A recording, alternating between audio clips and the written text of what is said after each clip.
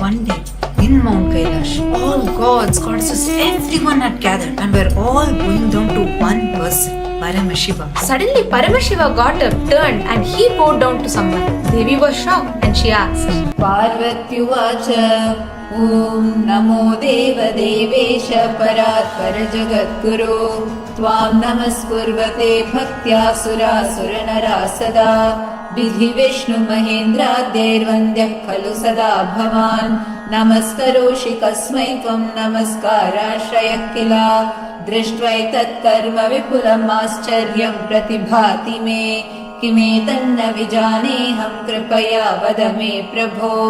Who was it that Paramashiva himself was going down answering to this question?